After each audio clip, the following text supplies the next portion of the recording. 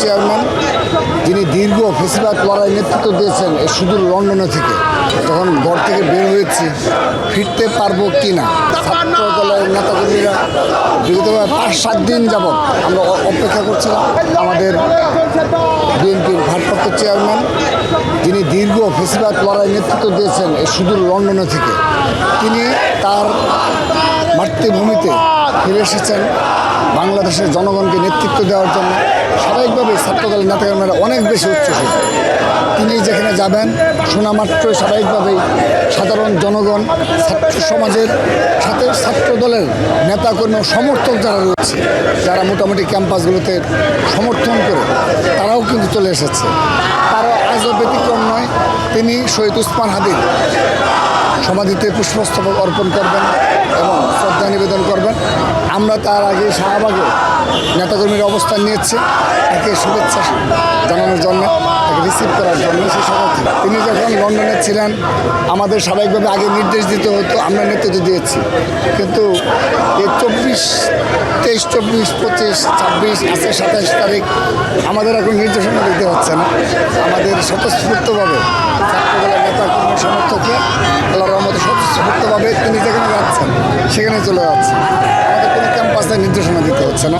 টানা তৃতীয়বার অর্জন করেছে দেশের সেরা সুপার ব্র্যান্ড স্বীকৃতি বসুন্ধরা টিস্যু।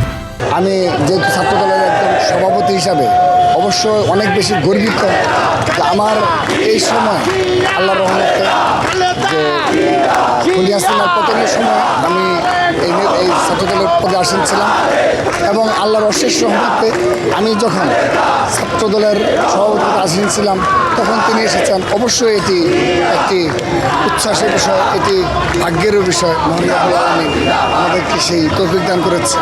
আমরা সেদিনও সত্যিকার অর্থে বিশেষ করে যাত্রাবাড়িতে আমরা তো স্বাভাবিকভাবেই যখন ঘর থেকে বের হয়েছি ফিরতে পারবো কি না আজকে, কারণ তাদের কিন্তু ওই দিনও পথে পথে কিন্তু অবস্থান ছিল।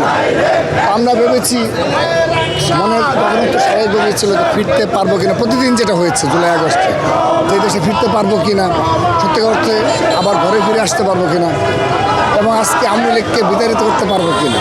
কিন্তু আমাদের সেই কনফিডেন্স তো ছিল, ছাত্র জনতার সেই কনফিডেন্স ছিল। তো যখন সময় গড়িয়ে যাচ্ছিল 11টা-12টা, আওয়ামী লীগের যে অবৈধ এমপি যারা ছিল তারা নিজেরা মাঠে ছিল এবং ছাত্রলীগের যারা সন্ত্রাসী রয়েছে দক্ষিণাঞ্চলে তারা সবাই কিন্তু যাত্রাবাড়িতে অবস্থান নিয়েছিল।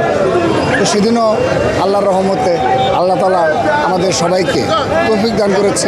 আমাদের অনেক সহকর্মী শহীদ হয়েছে, ছাত্র জনতা অনেক শহীদ হয়েছে। তো অনেকে দৃশ্য দেখতে গেছে তারা কিন্তু শহীদ হয়েছে, আর আমাদেরকে স্বাভাবিকভাবে রাজপথে সম্মুখীন থাকতে হয়েছে। এটা অবশ্যই প্রাউড ফিল করার একটা বিষয়। মহান রব্বুল আলামিন এটা ভাগ্যে লিখে রাখলে হয়। মহান রব্বুল আলামিন সেটি আমার ভাগ্যে লিখে রেখেছিল। সে সময় যখন হাসিনা পতন হয়েছে অবশ্যই এটি অনেক বড় সৌভাগ্যের বিষয়। মহান রব্বুল আলামিন অশেষ কৃতজ্ঞতা।